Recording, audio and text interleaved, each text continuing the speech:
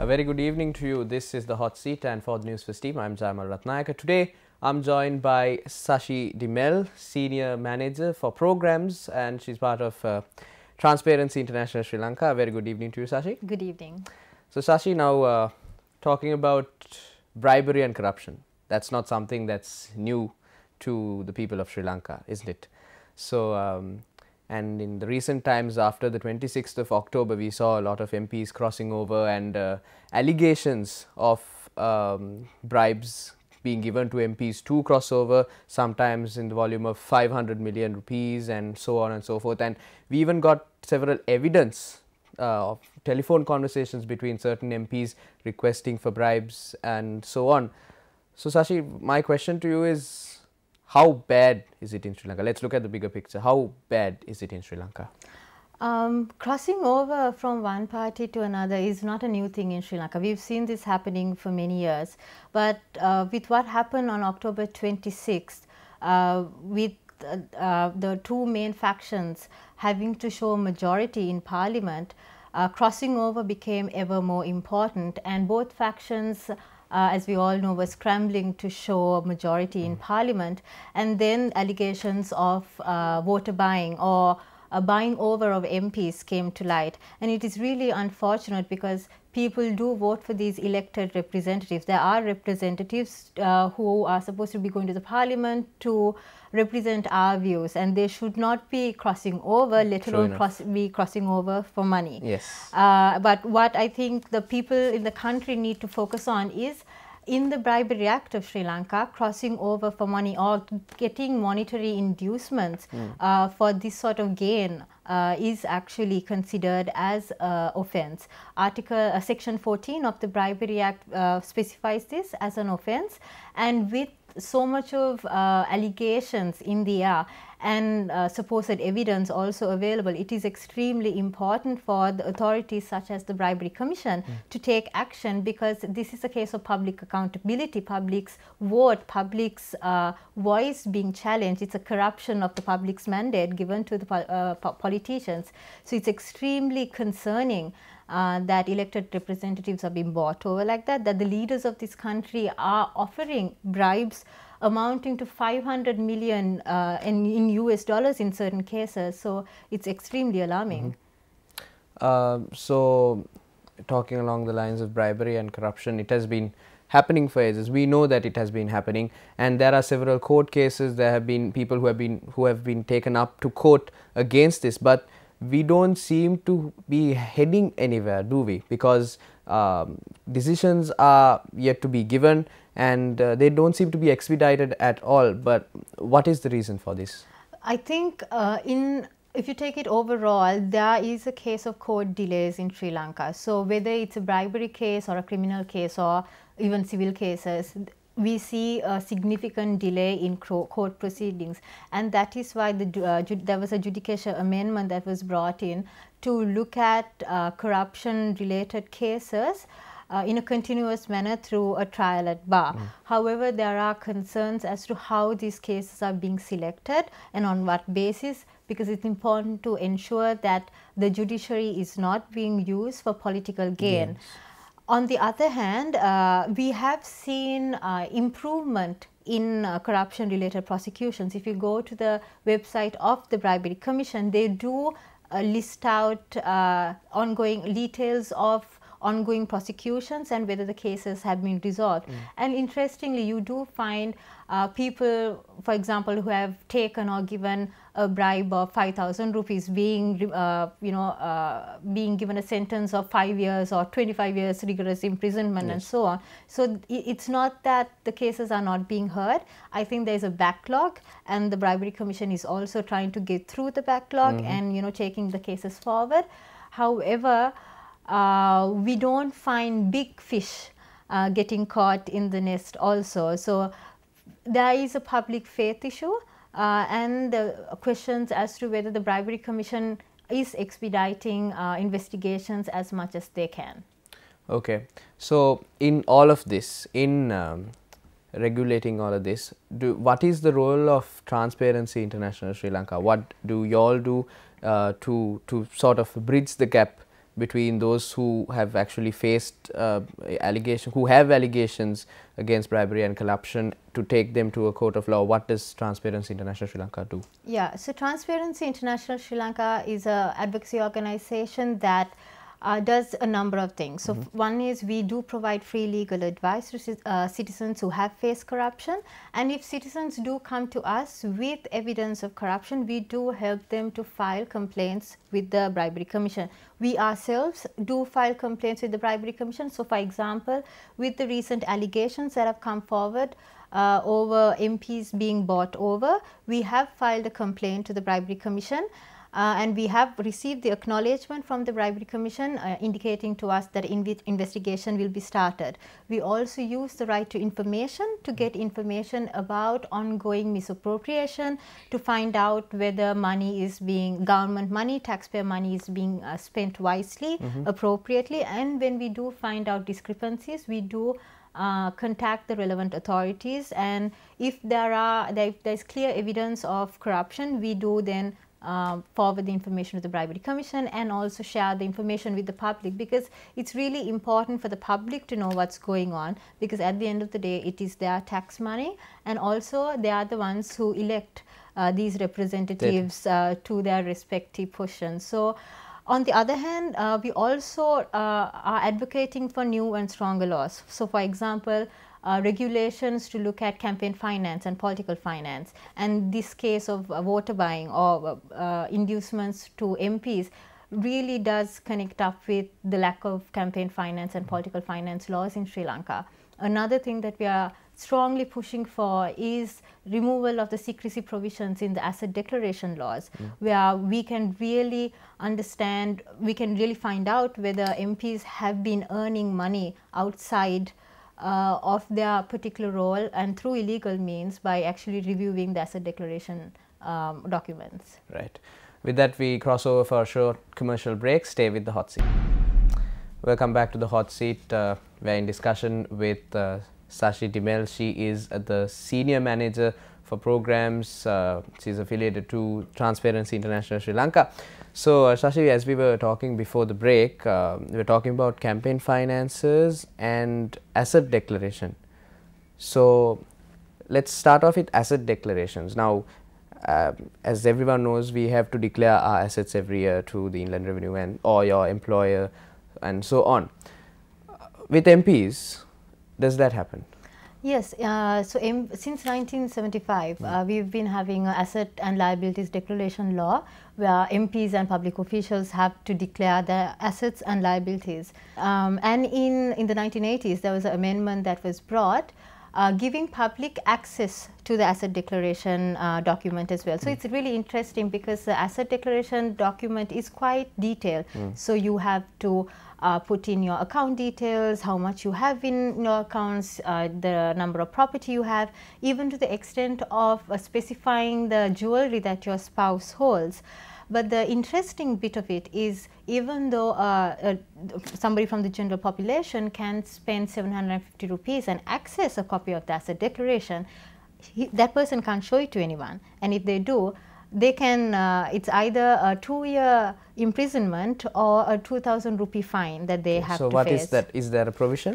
There is a provision like that. So interestingly, what we've been seeing in the past is you have MPs that have not submitted their asset declaration law, and they've been prosecuted and they've been asked to pay a fine of 1,000 rupees. Okay. Whereas if a public, if somebody from the public actually accesses asset declaration document and show it to the media or show it to somebody else and actually holds their MP accountable based on the information, they can be they can be sent to jail. So it's a huge problem in Sri Lanka because the asset declaration document is showing, it can really show if there is any illegal wealth gain that have been associated with a particular parliamentarian. It is supposed to be a document that can hold them accountable. So for example, if MPs are being given money for crossovers. We know that they will definitely not put it in their asset declaration, yes. but you can link all of these things together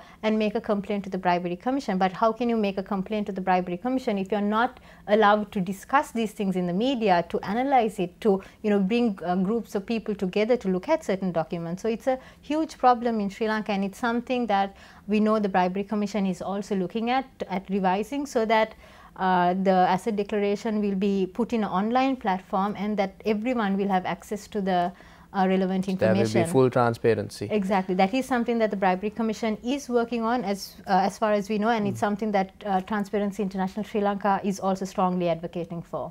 Okay, so as we established earlier, the general public, if they access an asset declaration and show it to the media or so forth, they can be imprisoned. But what are the authorities that can take action if they realize that there has been a wealth gain of an MP? Are there authorities, and what action can they take? So the Election Commission can inform the Bribery Commission if a MP haven't submitted their asset declaration. But the Bribery Commission has an extremely important role to play here, where they can actually, on their own motion as well with the 19th Amendment, take action against MPs who show illegal wealth gain. So there are, in time and time again, we hear of allegations of wealth gain, we hear allegations of misappropriation, and just looking at the asset declaration document should give you enough evidence to even start, like maybe not to prosecute, but to definitely start an investigation. So institutions like the Inland Revenue Department, the Bribery Commission has an extremely important role to play here, even the Auditor General's Department. Right. Shifting our attention to campaign financing. Now we know whenever there is a general election or even a local government election, there is a lot of campaigning going on, from billboards to posters to MPs just pageanting around in hi-fi cars and so on. These campaign finances, are there regulations in place in Sri Lanka to monitor how much finances are received by a certain person who is contesting for an election? In Sri Lanka, there is a small provision for public funding. So, for example, candidates get postage for free, and also there is a percentage that you get from public funding depending on the number of votes that you received in the previous election. Other than for that, we don't have any campaign finance or political finance regulations in Sri Lanka. So we don't know where candidates are getting their money from. We don't know what they're spending their money on. We are not sure how much they're spending. We don't even have expenditure limits, and it's really concerning because candidates can be getting money from private businesses where they are lobbying for their own agendas. They can be getting money from foreign governments. They could even be getting money that has been laundered. Exactly. There is a huge concern where black and campaigns are now used to launder black money. So and we know even in the local government election, I mean, you're campaigning for, say, 1,000 to 1,500 people, and you're spending millions and millions. Like, you're almost buying over voters.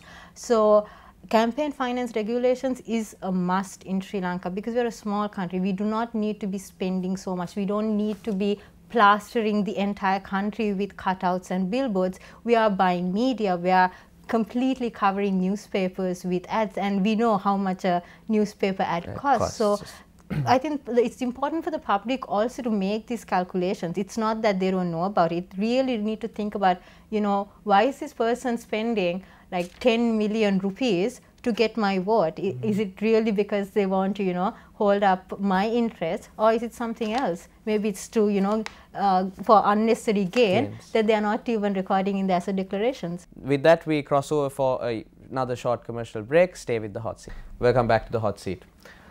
So Shashi, we were talking about campaign financing, and you told us, you gave us a local perspective of what is happening, and you said that there are no regulations or legislation to track or monitor the campaign financing of a certain individual. Is this the norm, or is this how it operates in other countries, or what is the global perspective of this? Interestingly, if you look at South Asian countries, many of those countries like Bangladesh, Nepal, even India, they have campaign finance laws. They even have regulations that gives limits to campaign expenditure. So, for example, they say you can only spend this amount of money for 100,000 people.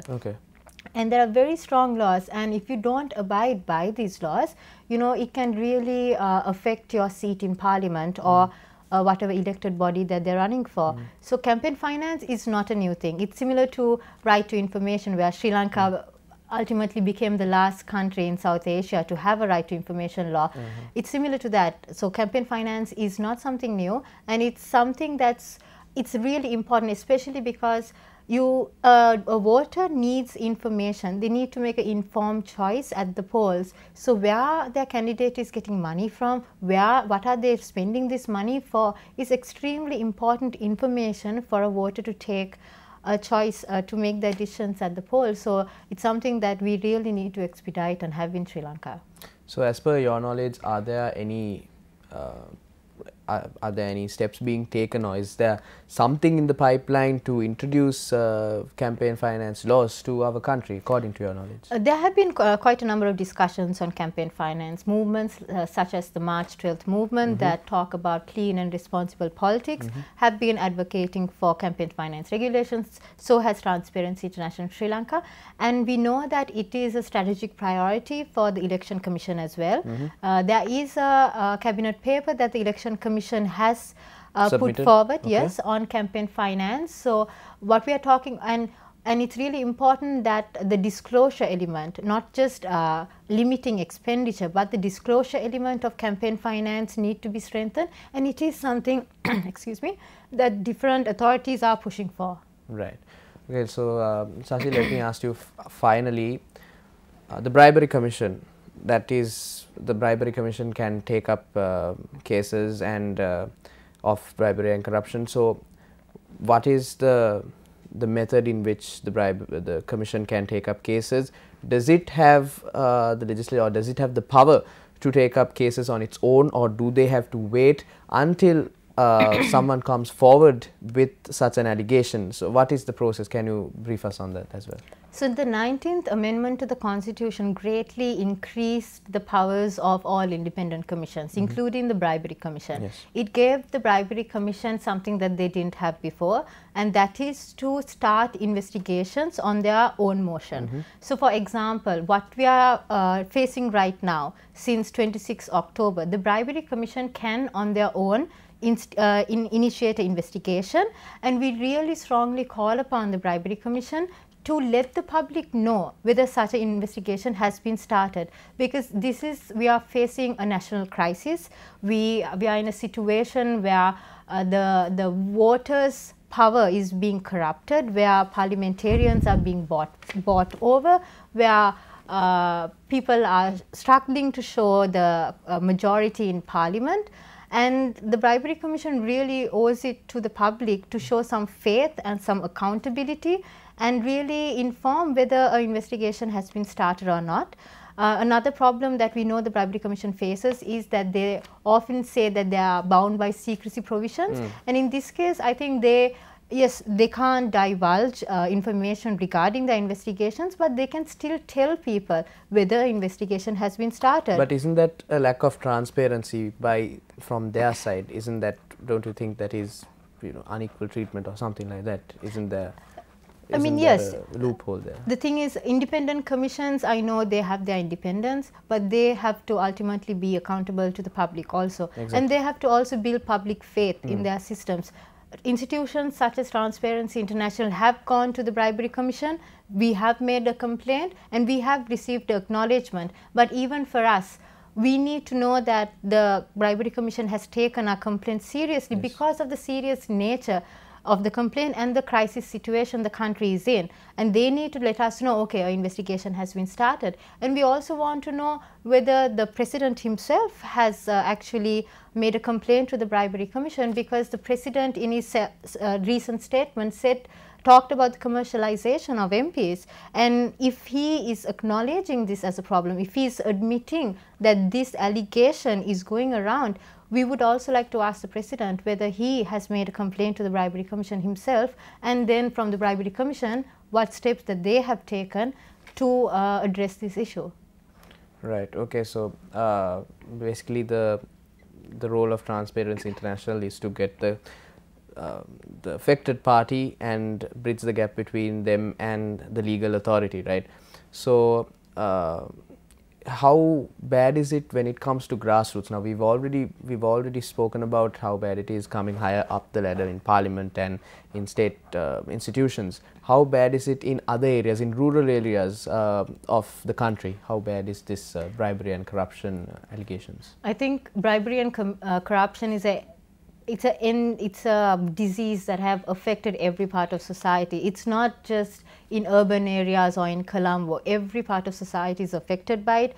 Every part of society is paying for it through, because when there is a commission being taken by one politician from one end, the general public will have to pay for that commission from the other end. So it's something that everyone is faced with from the time we enter school. School admissions, that's what we teach our children. You have to pay a bribe to get into school, and that's how children in this country grow up, knowing that their parents had to give a bribe for their education.